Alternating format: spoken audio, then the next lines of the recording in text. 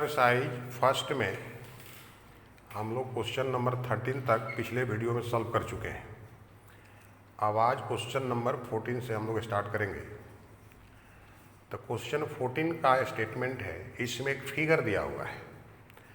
कहता है इस फिगर में जो 3 पार्टिकल्स हैं आपको उनका जो पाथ इंडिकेट किया गया है उससे आपको ये बताना है कि इन पर चार्ज जो है उसका साइन क्या है। हम लोग पढ़ चुके हैं चार्ज या तो पॉजिटिव होता है या नेगेटिव। और दूसरी बात पूछा है कि इन तीनों पार्टिकल में किस पार्टिकल का चार्ज मास रेशियो सबसे अधिक है। तो देखो जो फिगर दिया हुआ है, ये 2 चार्ज प्लेट एक दूसरे के पैरेलल दिखाए गए। ये पॉजिटिवली चार्ज है, ये निगेटिवली चार्ज है। अब एक पार्टिकल है 1, फिर दूसरी पार्टिकल है 2 और एक तीसरी पार्टिकल है ये 3। ये 3 पार्टिकल का पाथ दिखाया हुआ है।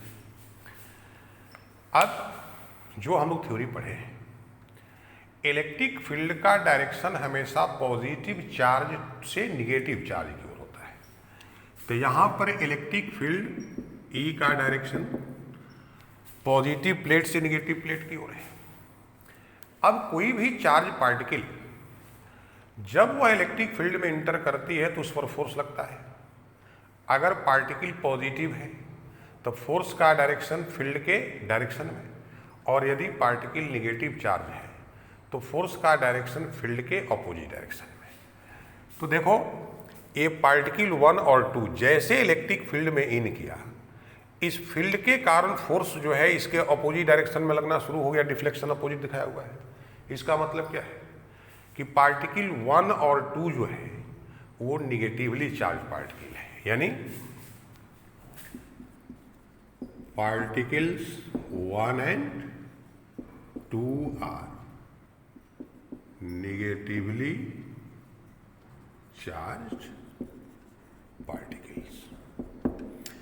अब पार्टिकल 3, तो इसका डिफ्लेक्शन इलेक्ट्रिक फील्ड के डायरेक्शन में हुआ है। इसका मतलब फोर्स इस पर फील्ड के डायरेक्शन में लग रहा है, और फोर्स फील्ड के डायरेक्शन में लग रहा है। इसका मतलब है कि पार्टिकल 3 जो है इस क्या है, पॉजिटिवली चार्ज है। Particle 3 is positively charge. तो एक पार्ट का आंसर हो गया। अब आपको बताना है इस तीनों पार्टिकल में चार्ज मास रेशियो जो है वो किसका अधिक है। तो इलेक्ट्रिक फील्ड के कारण चार्ज पार्टिकल पर लगने वाला फोर्स F इक्वल टू की acceleration A equal to formula F/m, तो QE/m। अब देखो यह जो इलेक्ट्रिक फील्ड है वो तीनों पार्टिकल के लिए सेम है। तो यहाँ पर एक्सेलरेशन जो है वो प्रोपोर्शनल हो गया चार्ज बाई मास रेशियो का। जिसका चार्ज बाई मास रेशियो सबसे अधिक होगा उसका एक्सेलरेशन सबसे अधिक होगा, और जिसका एक्सेलरेशन सबसे अधिक होगा उसका डिफ्लेक्शन सबसे अधिक होगा। तो चूंकि यहाँ पर पार्टिकल 3 का डिफ्लेक्शन 1 एंड 2 के कंपैरिजन में सब अधिक है, इसका अर्थ क्या है कि पार्टिकल 3 का चार्ज मास रेशियो पार्टिकल 1 और 2 के चार्ज मास रेशियो से अधिक है। बात समझ गए। अब ये प्रश्न आपका 14 हो गया। तो किस पार्टिकल का चार्ज मास रेशियो अधिक है, तो पार्टिकल 3 का।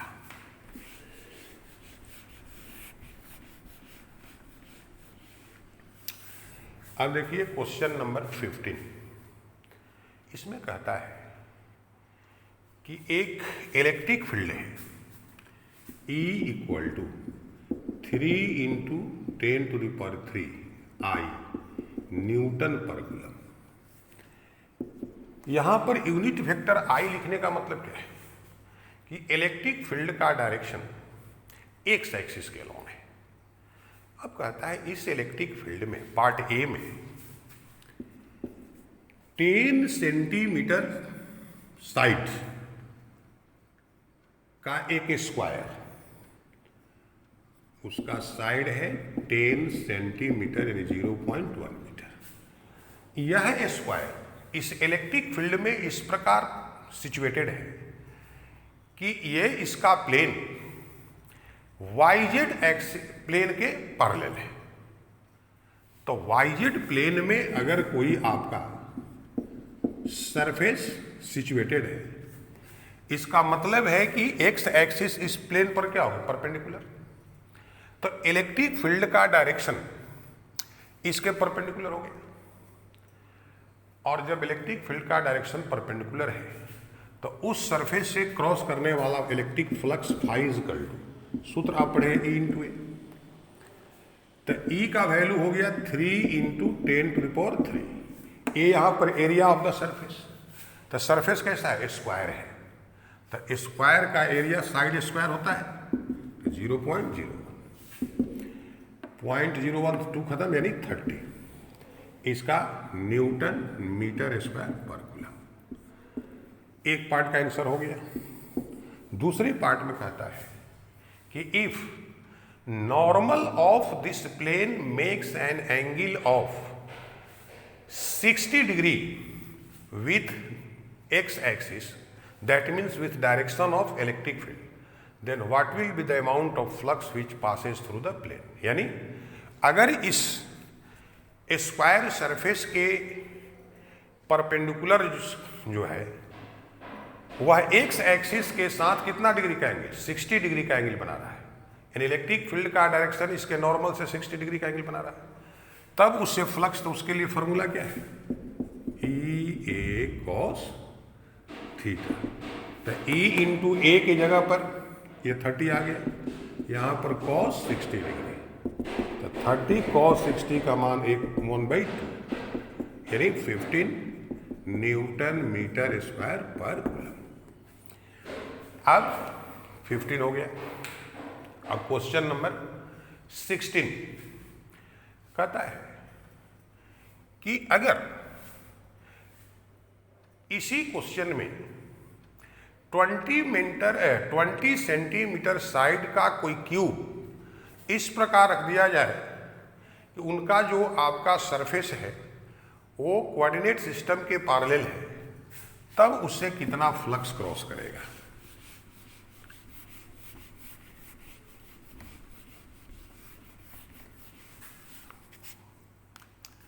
तो क्वेश्चन नंबर 16,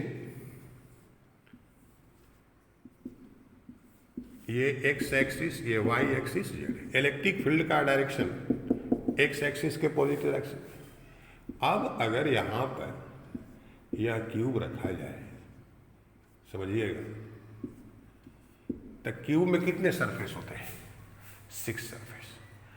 तो इसके 2 सरफेस आपके कहाँ पर होंगे, तो 2 सरफेस होंगे XY और 2 होंगे XZ में। तो जो XY में होगा सरफेस और जो XZ में, इलेक्ट्रिक फील्ड का डायरेक्शन उनके सरफेस के पैरेलल होगा। और जब इलेक्ट्रिक फील्ड का डायरेक्शन सरफेस के पैरेलल होता है तो उससे गुजरने वाला फ्लक्स 0 हो जाता है। तो अब फ्लक्स केवल क्रॉस करेगा जो YZ प्लेन में होंगे। तो अब इलेक्ट्रिक फील्ड इस एक सरफेस पर परपेंडिकुलरली इनवर्ड होगा और दूसरे पर सरफेस के परपेंडिकुलर आउटवर्ड। तो यहां पर मान लो ये φ1 और ये φ2, तो φ1 इक्वल टू, तो जब इलेक्ट्रिक फील्ड का डायरेक्शन सरफेस के नॉर्मल इनवर्ड होता है तब फ्लक्स निगेटिव होता है, तो माइनस ये हो गया यहां पर, और इसके लिए प्लस ये। तो total electric flux E equal to φ1 plus φ2, तो माइनस ये प्लस ये इक्वल टू 0। इस प्रकार क्वेश्चन नंबर 16 हो गया।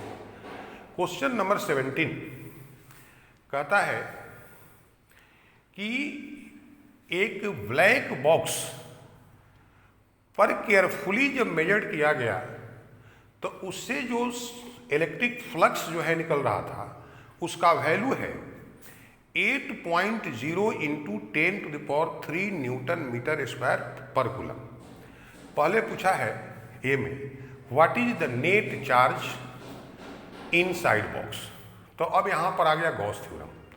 किसी भी शेप का क्लोज सरफेस अगर है, उससे अगर फ्लक्स दिया हुआ है और चार्ज पूछे कि उसके अंदर कितना है, तो आप क्या सूत्र पढ़ें कि किसी भी क्लोज सरफेस के इन साइड में अगर चार्ज Q है तो उससे निकलने वाला जो फ्लक्स है फाई इज इक्वल टू सूत्र Q बाई एप्सिलॉन नॉट, तो Q is equal to phi into epsilon not.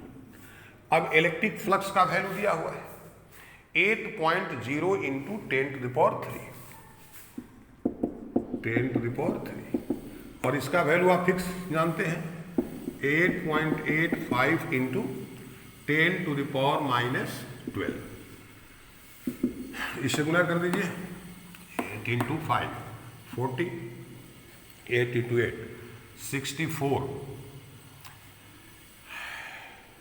और 4 68 और 8 इंटू 64 और 670 12 into 10 to the power -9 10 to the power -9 तो 70.8 इतना कूलम हो गया, इसको नैनो कूलम। इसके पार्ट बी में कहता है कि if electric flux passes through this box is 0, तो कंक्लूजन क्या है, क्या उसके अंदर चार्ज नहीं है? तो देखिए जवाब होगा चार्ज नहीं भी होगा, और अगर चार्ज है भी तो उसका अलजेब्राइक सम जो है वो 0 के बराबर हो जाएगा। तो इस प्रकार से क्वेश्चन नंबर 17 हो गया। 18, अब 18 में ये 10 सेंटीमीटर साइड का एक स्क्वायर दिखाया गया है, इसका साइड है 10 सेंटीमीटर, इसके सेंटर से 5 सेंटीमीटर एवं यहां पर +5 माइक्रोकूलम चार्ज सिचुएटेड है। कहता है कि इस सरफेस से कितना आपका इलेक्ट्रिक फ्लक्स जो है क्रॉस करेगा, सॉरी +10 माइक्रोकूलम चार्ज है, चार्ज है 10 माइक्रो। तो इसमें कुछ नहीं करना है, इस स्क्वायर को बेस मानकर अगर हम लोग एक क्यूब फॉर्म कर दें तो यह चार्ज उस क्यूब के सेंटर पर आ जाएगा। अब उस क्यूब से निकलने वाला टोटल जो इलेक्ट्रिक फ्लक्स है वो phi equal to Q by epsilon naught. लेकिन हम लोगों को फ्लक्स केवल एक सरफेस से निकालना है, और क्यूब में कितने सरफेस होते हैं? 6। तो यहाँ पर इससे उसका जो टोटल फ्लक्स है उसका 6 पार्ट्स, यही एक लाइन यहाँ पर समझना था इस सवाल में। अब charge Q 10 microcoulomb, 10 into 10 to the power -6, इसका 8.85 इंटू 10 टू द पावर -12, ऊपर जाके +6 हो जाएगा, 10 टू द पावर 6 इंटू 8.85। इसको आप सॉल्व कर सकते हैं न्यूटन मीटर स्क्वायर पर कूलम। तो इस प्रकार से ये क्वेश्चन भी आपका हो गया। अब क्वेश्चन नंबर 19 कहता है एक क्यूब है जिसका साइड है 9 सेंटीमीटर, इस क्यूब के सेंटर पर 2.0 माइक्रोकूलम का चार्ज सिचुएटेड है। अब इससे कितना फ्लक्स लिंक होगा? यह भी एकदम सिंपल क्वेश्चन है।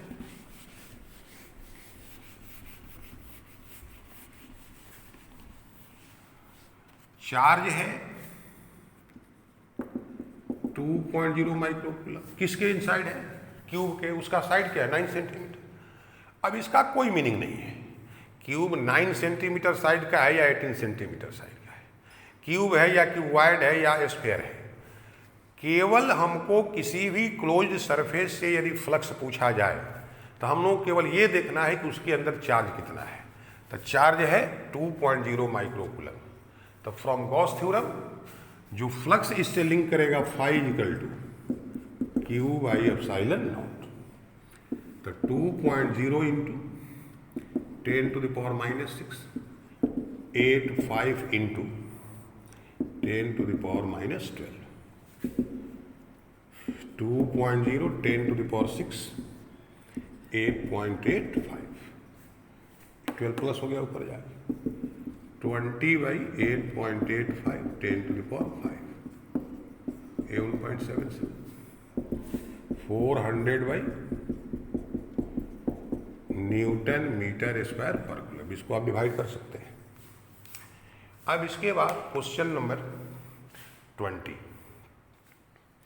अब कहता है कि ये point charge causes an electric flux of -1.0 × 10⁻³ Nm²/कूलम to pass through a spherical Gaussian surface of 10.0 cm radius centered on the charge. If the radius of the Gaussian surface were double, how much flux would pass through the surface? What is the value of the point charge? कुछ नहीं,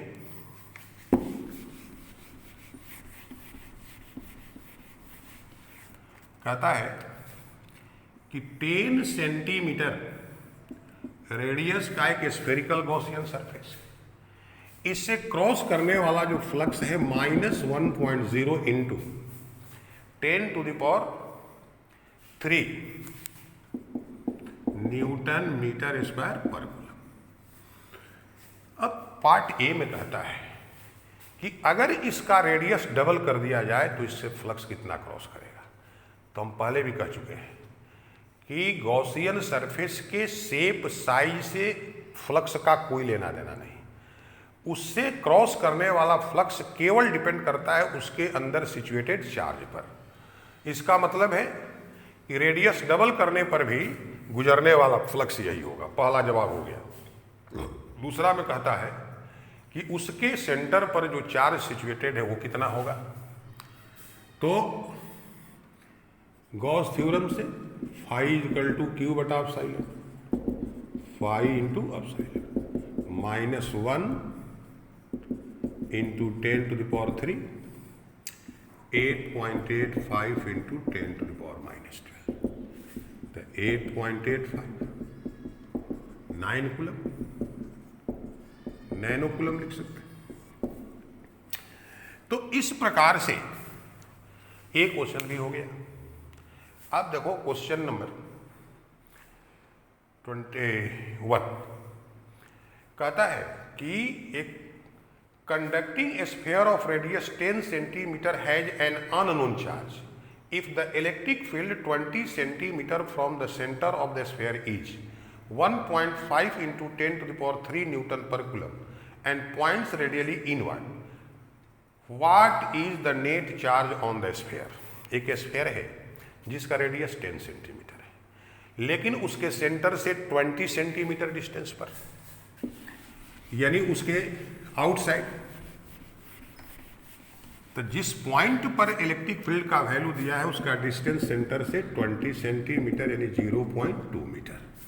electric field E का value 1.5 × 10⁻³ N/कूलम। Q का value पूछ रहा है तो E = 1/4πε0 Q/r²। E हो गया 1.5 × 10⁻³ इतना के जगह पर 9 × 10⁻⁹ Q निकालना है r² तो 0.04 तो Q = 3 डिवाइडेड बाई 9। पॉइंट के बाद यहाँ पर डेसिमल के बाद यहाँ पर 2 डिजिट, यहाँ 1, ये 3 खत्म हो गया और 15 × 4 60 हो गया बाई 9 10⁻⁻9 3 20 6 आते जाएगा कूलम नैनो कूलम। अब यहाँ पर एक क्वेश्चन है कि इलेक्ट्रिक फील्ड का डायरेक्शन रेडियली इनवर्ड है। तो रेडियली इनवर्ड है, इसका क्या मतलब, चार्ज का साइन निगेटिव होगा। कहिए क्यों निगेटिव होगा। तो अगर यहाँ पर चार्ज पॉजिटिव होता तो जिस पॉइंट पर इलेक्ट्रिक फील्ड है वहाँ हम लोग टेस्ट चार्ज पॉजिटिव लेते हैं तो रिपेल करता, तो इलेक्ट्रिक फील्ड का डायरेक्शन रेडियली आउटवर्ड होता। यहाँ रेडियली इनवर्ड देने का ही मतलब है कि आपको ये क्लियर हो गया कि इस पर चार्ज जो है वो क्या है, निगेटिव है। अब इसी प्रकार से क्वेश्चन नंबर 23 कहता है कि एक इनफाइनाइटली लाइन चार्ज वहां से 2 सेंटीमीटर के डिस्टेंस पर जो इलेक्ट्रिक फील्ड प्रोड्यूस किया 9 × 10⁴ न्यूटन पर कूलम, कहता है कि उस पर लीनियर चार्ज डेंसिटी क्या है।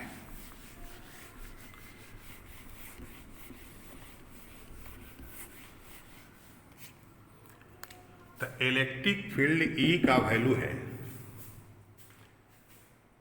9 × 10⁴ न्यूटन पर, डिस्टेंस है 2 सेंटीमीटर, 10⁻⁻2 मीटर। E बराबर सूत्र पढ़े लेमडा बटा 2πε0r।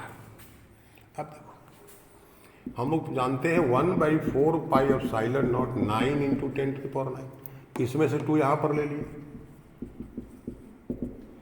18 × 10⁹। तो अब देखो E की जगह पर कितना है 9 × 10⁴, 1/2πε0 के जगह पर 18 × 10⁹। हाँ लेमडा निकालना है, R के जगह पर 2 × 10⁻²। तो लेमडा इक्वल टू इधर आएगा 18 × 10⁴ 10⁻² डिवाइडेड बाई 18 × 10⁹। ये कैंसिल हो गया,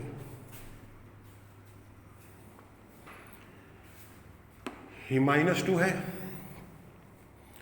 यहां पर 2 बच गया, 2 कट के 7, यानी लेमडा इज इक्वल टू -7। इसका यूनिट कूलम पर मीटर। इसको आप लिख सकते हैं 0.1 × 10⁶ कूलम पर मीटर, यानी 0.1 माइक्रो कूलम पर मीटर। तो इस प्रकार से इसका लीनियर चार्ज डेंसिटी जो है निकल गया है।